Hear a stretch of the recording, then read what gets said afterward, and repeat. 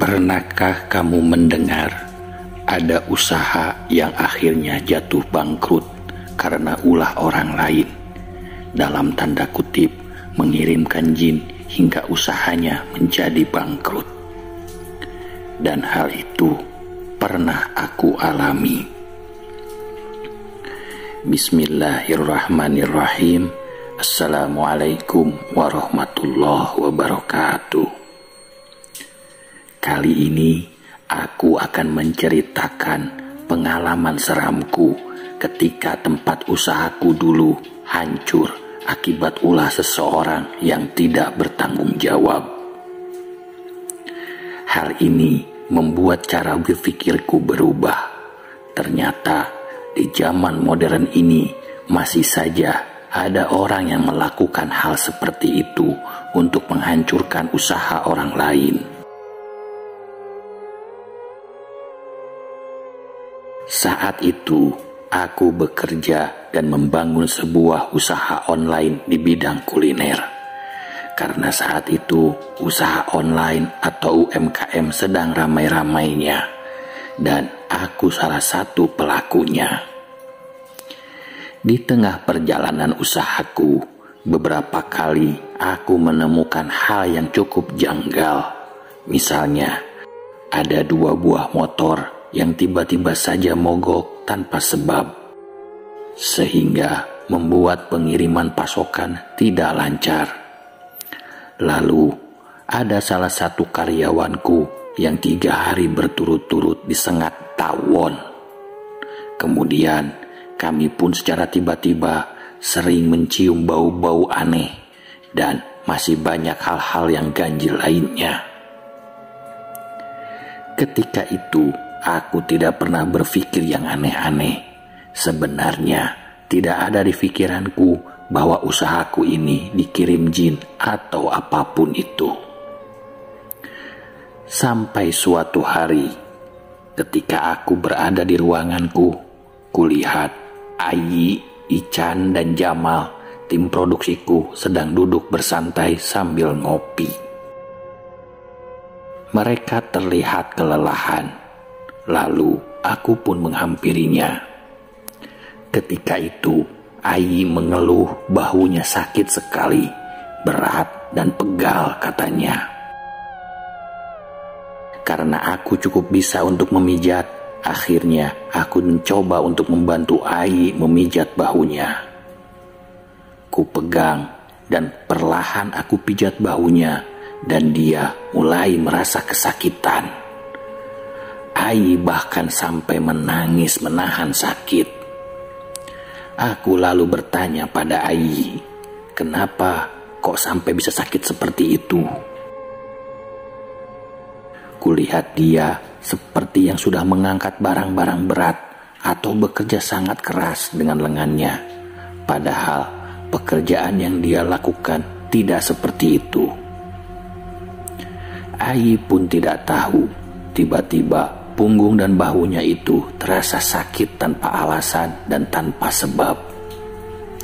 Tidak hanya itu, dia lalu menggulung celana jeansnya dan memperlihatkan padaku bahwa di kakinya terlihat banyak sekali borok. Katanya sudah 3 hari, tiba-tiba saja kakinya banyak boroknya, merah bernanah, dan lukanya itu terlihat memanjang di sepanjang kakinya. Tidak hanya itu, dia juga menunjukkan tangannya terlihat berbintik merah dan sangat gatal. Melihat hal itu, aku bergidik ngeri. Kok bisa ya sampai seperti itu? Selain Ayi, Jamal, pegawaiku juga bilang dia punya luka yang hampir sama di bawah betisnya. Sampai-sampai kesakitan kalau duduk. Intinya, beberapa pegawai di tempatku bekerja tiba-tiba luka, borok tanpa alasan, dan gatal-gatal di sekujur tubuhnya. Mereka meminta aku untuk melaporkan ini ke atasan atau bos yang ada di atasku. Mereka curiga air yang ada di kantor ini kualitasnya tidak baik sehingga membuat gatal-gatal. Beberapa hari kemudian, akhirnya aku pun melaporkan ini pada atasanku. Lalu dia menyarankan agar aku menemui Pak RT untuk melaporkan jika air yang ada di sekitar lingkungan itu kualitasnya tidak baik. Mungkin saja tetangga yang lain mengalami hal yang serupa. Di saat bersamaan, salah satu pegawaiku yang lain, Junaid namanya, izin tidak masuk kerja karena harus berobat ke dokter dengan gejala penyakit yang sama. Ada borok, bentol di sekujur tubuhnya, bahkan yang lebih parah, dia sampai tidak bisa berjalan karena saking sakitnya. Suatu hari, ketika di kantor, kulihat Ai dan Jamal sedang meringkuk. Mereka berkata kondisinya semakin parah. Kulihat lukanya melebar dan mulai bernanah. Lalu buru-buru aku pun bertanya kepada Pak RT mengenai air yang ada di sekitar lingkungan itu. Aku tanyakan lewat pesan singkat menghubungi Pak RT dan membuat janji untuk bertemu. Malam itu pun Pak RT membalas akan menemui kami jam 9 malam. Dia akan datang ke rumah. Aku pun minta Ai dan Jamal untuk menemaniku bertemu Pak RT sekaligus memperlihatkan luka mereka. Waktu berlalu, kulihat jam sudah menunjukkan pukul 7 malam. Aku dan Jamal sedang membungkus pesanan yang disiapkan untuk dikirim besok. Sedangkan Ai sedang menyapu di area dapur. Ketika aku sedang menghitung jumlah paket, tiba-tiba terdengar suara teriakan dari arah belakang. Buru-buru aku menuju ke arah belakang yang merupakan ruangan dapur. Kulihat Ai sedang memegang sapu dengan muka yang sangat terkejut. Dia bilang dia baru saja melihat ada hewan hitam berbulu mirip tikus, namun ukurannya cukup besar. Hewan itu berlari melewati kakinya yang sedang menyapu, kemudian masuk ke dalam kamar mandi. Penasaran, buru-buru aku langsung masuk ke kamar mandi dan mencari hewan itu. Tapi hasilnya nihil, aku tidak menemukan apapun. Ai dengan jelas dan tegas bilang bahwa hewan itu masuk ke kamar mandi, dan karena ukurannya yang cukup besar serta kamar mandi ini tidak ada celah sama sekali, tidak mungkin dia bisa keluar. Kami bertiga jadi kebingungan dan kami pun mencari hewan itu. Namun tiba-tiba ada suara keras yang mengagetkan kami, terdengar seperti suara benda logam yang jatuh, dan suaranya berasal dari ruang produksi. Kami langsung berlari ke arah ruang produksi untuk memeriksanya. Kami memeriksa setiap sudut, membuka semua lemari, barangkali hewan yang tadi masuk ke ruang produksi dan mengacak-acak, serta menjatuhkan benda yang ada di sana. Namun, tidak ada benda apapun yang terjatuh ataupun ada hewan yang ditemukan. Kami pun berpencar mencoba melihat di ruangan lain, karena bahaya kalau ada tikus. Bisa-bisa nanti barang kiriman kami yang notabene adalah makanan bisa rusak. Sekali lagi kami memeriksa ke area dapur, tapi tetap tidak menemukan apa-apa. Sekilas tercium bau pesing yang sangat menyengat, ditambah tiba-tiba suasana di tempat kami berada itu menjadi sangat dingin. Tidak ada angin, bahkan AC pun dimatikan, tapi terasa sangat dingin. Kami pun mulai gelisah. Ai dan Jamal berkomat kamit membaca doa. Awalnya aku ragu, namun aku mencoba mengambil satu gelas air dan kemudian membacakan surat-surat pendek yang diajarkan oleh orang tuaku, lalu meniupkannya ke dalam gelas tersebut. Setelah selesai, aku pun menciprat-cipratkannya ke sudut-sudut area dapur. Seketika bulu kuduku merinding saat itu. Kami pun beranjak meninggalkan dapur. Waktu pun sudah lewat jam 9. Pak RT yang berjanji menemui kami tidak kunjung datang. Namun setengah jam kemudian Pak RT pun datang. Tanpa berlama-lama, aku langsung coba jelaskan apa yang dialami teman-temanku. Lalu bertanya pada Pak RT soal kualitas air yang ada di lingkungan kita dan apa ada tetangga atau warga lain yang juga mengalaminya. Namun kata Pak RT, tidak ada laporan keluhan warga lain tentang air atau luka-luka seperti yang dialami oleh rekan kerjaku. Sudah cukup jelas menurutku bahwa ini tidak bersumber dari air. Lalu apa penyebabnya? Tak lama, Pak RT pun pamit dan akan coba untuk mencari tahu lagi jika ada yang terlewat atau ada warga lain yang juga mengalaminya, dan sekaligus akan mengecek juga tentang kondisi air di lingkungannya.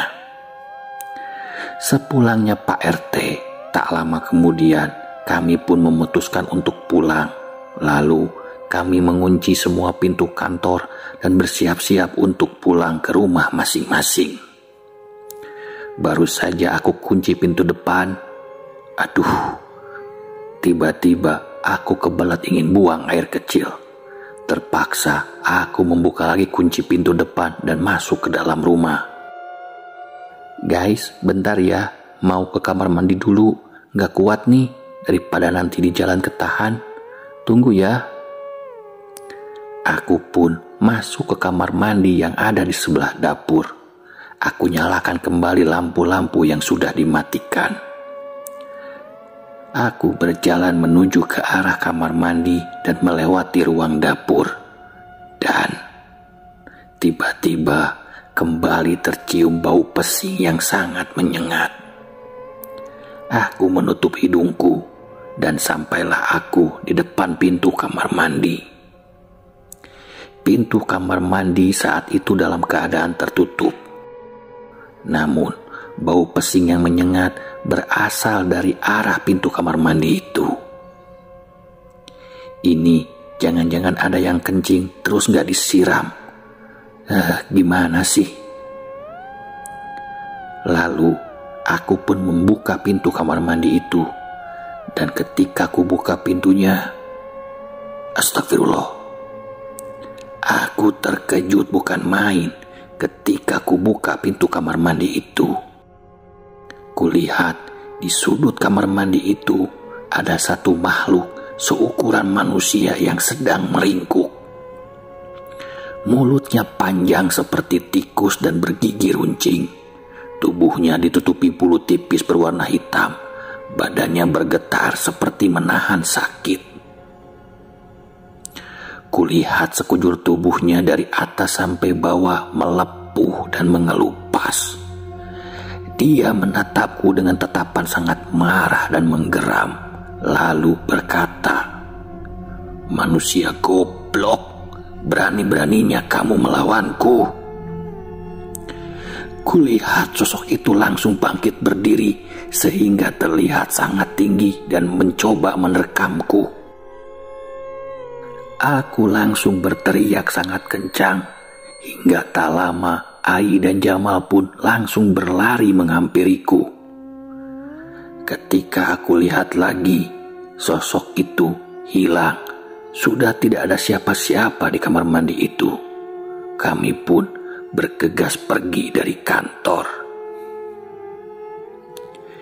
Di keesokan harinya, aku jatuh sakit. Aku sangat lemas, demam, dan ada memar di beberapa bagian badanku. Dan aku mulai merasakan gatal-gatal di tubuhku. Aku mulai berpikir, apakah ini giliranku? Ai lalu datang menjengukku. Dia bilang kalau dia bercerita pada atasanku tentang kejadian semalam dan menyarankan untuk membersihkan tempat usaha yang kami jadikan kantor itu. Beberapa hari kemudian, seorang ustadz datang meruqyah tempat kami. Dan benar saja, ternyata kejadian yang dialami oleh teman-temanku itu bukan berasal dari air yang kotor, tapi ada jin kiriman dari pesaing usaha yang mengirimkan kepada kami. Tujuannya agar usaha yang kami jalankan tidak berjalan lancar. Namun, jin kiriman ini sedikit kesulitan karena di kantor kami sering mengadakan sholat berjamaah di setiap waktu sholat fardu, sehingga jin tersebut tidak mudah untuk menghancurkan usaha ini. Dia hanya bisa berkeliaran di luar dan area dapur. Doa-doa yang kubaca, yang kutiupkan ke air dan kusebar di dapur, mungkin salah satu penyebab makhluk itu sangat marah padaku karena tersiram oleh air yang diberi doa itu. Lalu Pak Ustadz menemukan satu buah koin, sebuah koin zaman dulu atau uang benggol yang berwarna kuning yang terselip di bawah lemari. Dia bilang koin itu menjadi alat perantaranya. Alhamdulillah, setelah pembersihan itu berangsur-angsur, borok-borok yang ada di badan Ai dan Jamal dan juga yang lainnya juga ikut sembuh, dan kami pun bisa bekerja lagi seperti biasa. Kami tidak ingin mencari tahu siapa yang mengirim jin tersebut. Yang jelas, kami kembalikan lagi semuanya pada yang di atas. Nah, demikianlah teman-teman cerita pada kesempatan kali ini. Mohon maaf atas segala kekurangan. Billahi taufik wal hidayah. Wassalamualaikum warahmatullahi wabarakatuh.